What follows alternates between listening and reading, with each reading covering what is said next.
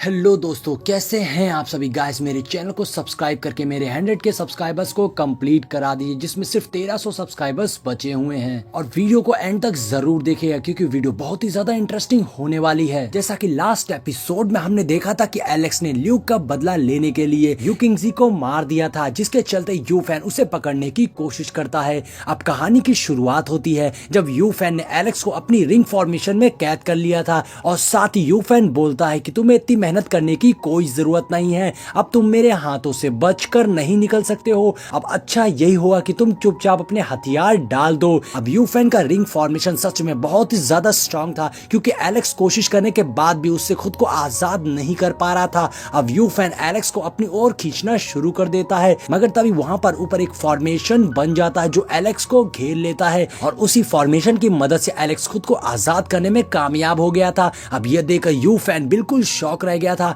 तभी उस फॉर्मेशन में से एक वॉइस आती है जो कि बोलती, यू फैन तुम्हारी हिम्मत कैसे हुई किसी बंदे को पकड़ने की। ऐसा बोलते हुए वो सीनियर यू फैन को भी अपने फॉर्मेशन में कैद कर लेते हैं, जिसके चलते यू फैन हिल भी नहीं पा रहा था। जिस पे यू फैन माफी मांगते हुए कहता है, सीनियर मैं आपको डिस्टर्ब नहीं करना चाहता था, मैं बस इस लड़के को साथ ले जाना चाहता हूं क्योंकि इसने एम्परर यू के 36 रूलर यू किंगजी को मार दिया है। अगर मैं इसे साथ नहीं ले गया तो मैं अपने एम्परर को क्या जवाब दूंगा। तो सीनियर बताते हैं कि जिस यू किंगजी की तुम बात कर रहे हो मैं जानता हूं कि वो कितना उग्र और बेशरम इंसान था, इसलिए तुम चुपचाप यहां से वापस चले जाओ और अपने एम्परर से बोल देना कि दोबारा कभी भी इस लड़के को मेरी टेरिटरी में पकड़ने की कोशिश ना करे और इसके बाहर तुम कुछ भी करो, मुझे इससे कोई लेना देना नहीं है। जिसमें यू फैन बोलता है, सीनियर मैं आपकी बात नहीं मान सकता क्योंकि मुझे मेरे मैजिस्ट्री से ऑर्डर मिला है, मगर आपकी कही बात मैं अपने मैजिस्ट्री तक जरूर पहुंचा दूंगा, मगर उसके बाद क्या होगा इसकी गारंटी मैं नहीं ले सकता हूं।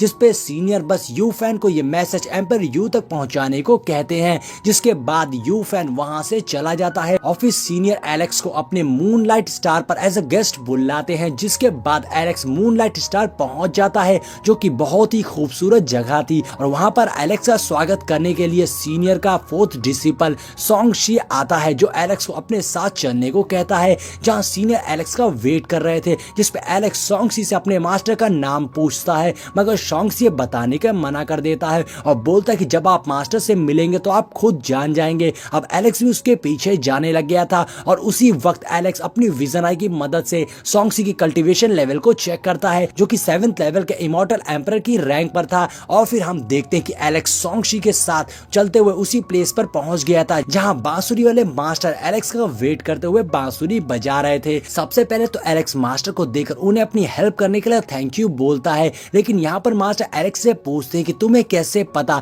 कि तुम्हारी मदद मैंने करी है और अगर करी भी है तो तुम क्या बता सकते हो कि मैंने क्यों करी। जिस पे एलेक्स बताता है कि मैंने सुना है इस इमॉर्टल वर्ल्ड में एक ही सुप्रीम बीइंग है और मेरे फ्रेंड की ग्रैंडमदर आपकी गेस्ट है, तो मैं जानता हूँ ये उन्हीं ने किया है और ये जगह एम्परर यू के प्लेस से बहुत ही बेटर और सेफ है। जिसपे मास्टर एलेक्स से बोलते हैं कि तुम तो काफी इंटेलिजेंट हो, मगर तुम्हें मुझे थैंक्स बोलने की कोई जरूरत नहीं है क्योंकि ये सब मैंने ग्रैंड माँ के कहने पर किया है, तो तुम्हें अगर थैंक्स बोलना है तो तुम्हें उन्हें बोलना चाहिए। जिस पे एलेक्स मास्टर से पूछता है, क्या मैं जान सकता हूँ ग्रैंडमदर अभी भी यहाँ पर है ताकि मैं उनसे मिलकर उन्हें थैंक्स बोल सकूं। जिस पे मास्टर बोलते हैं, इतनी जल्दी किस बात की है, आओ पहले मेरे साथ बैठकर टी पियो और थोड़ा रेस्ट करो। तो एलेक्स भी मास्टर की बात मानते हुए उनके साथ बैठकर टी पीने लगता है जो कि सोंगशी उन दोनों को ही सर्व करता है और मास्टर की दी टी पीते ही एलेक्स की माइंड रिलैक्स और उसकी बॉडी हील होने लगती है। अब इसलिए एलेक्स मास्टर को दोबारा से उस टी के लिए थैंक्स बोलता है और फिर मास्टर बताते हैं कि यू फैन और शूटियान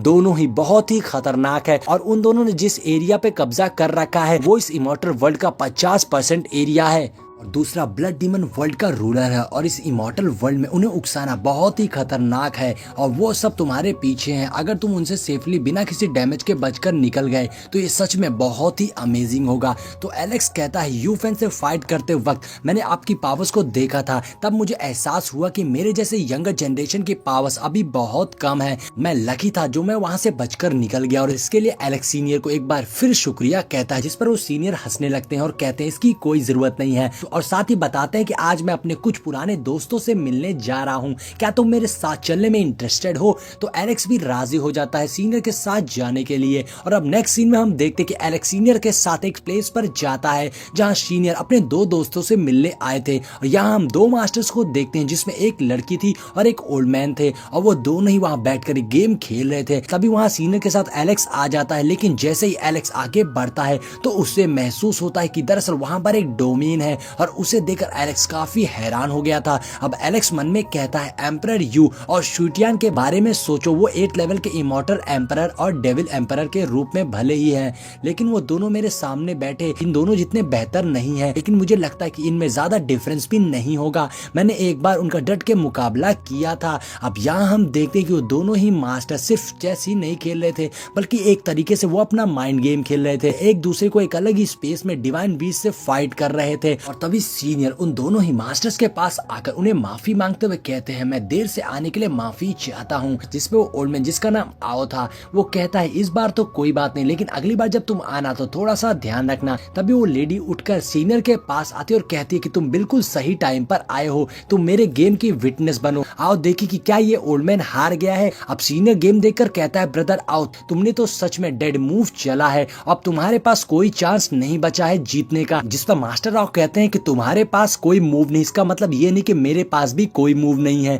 और ये गेम अभी खत्म नहीं हुआ है, हम कभी और इस गेम को कंटिन्यू करेंगे। ये बोलते हुए मास्टर आओ उस गेम को खराब कर देते हैं। दरअसल वो हार रहे थे, इसलिए उन्होंने ऐसा किया था, जिससे उस लेडी को गुस्सा आ जाती है। तभी मास्टर आओ की नजर एलेक्स पर पड़ती है, तो सीन एलेक्स को इंट्रोड्यूस करते हुए बताते कि ये वही लड़का है जिसका जिक्र मैंने ग्रैंडमा से किया था, और इसका नाम एलेक्स है। जिसके बाद सीनियर एलेक्स को उन दोनों मास्टर्स के बारे में बताते हैं। वो पहले तो उस लेडी मास्टर के बारे में बताते हैं कि वो फ्लाइंग बर्ड क्लैन की सुपर मास्टर नी हुआंग है, तो एलेक्स उन्हें ग्रीट करता है। जिसके बाद वो उस ओल्ड मैन के बारे में बताते हैं, ये आओ फेंग है ड्रैगन क्लैन के पैट्रियार्च। जिस पर एलेक्स उन्हें भी ग्रीट करते हुए कहता है सच कहूं तो ब्रदर विंग ने मुझसे आपके बारे में जिक्र किया था। जिस पर आओ फेंग कहते हैं तुम मेरे कुंवारे बेटे वुमिंग को जानते हो। तो नी हुआंग गुस्सा होकर बीच में बोलती है क्या कहा तुमने कुंवारा बेटा, तुम बहुत ही ज्यादा जिद्दी हो। अब वुमिंग ने बस इतना ही किया था कि उसने किसी व्हाइट फॉक्स क्लैन की लड़की को अपनी वाइफ बना लिया था। जिस पर आओ फेंग कहते हैं तुम क्या जानो, मेरा बेटा गोल्डन ड्रैगन का खून है, अब उसके कंधों पर मेरे क्लैन की जिम्मेदारी है। अब आओ फेंग और हियांगी में इस बात को लेकर बहस होने लगती है। तभी एलेक्स बीच में बोलता है कि सीनियर ब्रदर वुमिंग और सिस्टर इन लॉ रेंजू एक दूसरे से बहुत प्यार करते हैं और आपको उन्हें ज्यादा फोर्स नहीं करना चाहिए। जिस पर आओ फेंग कहता है अगर मैंने उसे सच में फोर्स किया होता तो आज वो बहुत आगे होता, और हाँ तुम मेरे बेटे के जैसे ही हो, इसलिए तुम मुझे सीनियर मत बोलो, तुम मुझे अंकल बोलो। और हाँ जब फ्यूचर में तुम मेरे बड़े बेटे वुजू से मिलोगे तो तुम उसे बिग ब्रदर कहना। अब ये सुनकर सीनियर भी हंसने लगते हैं। तो एलेक्स आओ फेंग को कहता है ठीक है अंकल। तो आओ फेंग कहता है तुमसे मिलकर अच्छा लगा, आज अच्छा दिन है, चलो ड्रिंक करते हैं। जिसके बाद वो सभी ड्रिंक करने लगते हैं, जहाँ एलेक्स कहता है ब्रदर वुमिंग भी कमाल के ड्रिंकर है, उनकी कैपेसिटी भी काफी ज्यादा है। अब मुझे यकीन है कि अंकल आप भी ग्रेट ड्रिंकर होंगे और आपकी कैपेसिटी भी बहुत ज्यादा होगी, और मुझे आपके साथ ड्रिंक करके आज बहुत अच्छा लग रहा है। जिस पर अंकल आओ फेंग भी हंसने लगते हैं, और इसी के साथ में ये पार्ट यहीं पर एंड हो जाता है।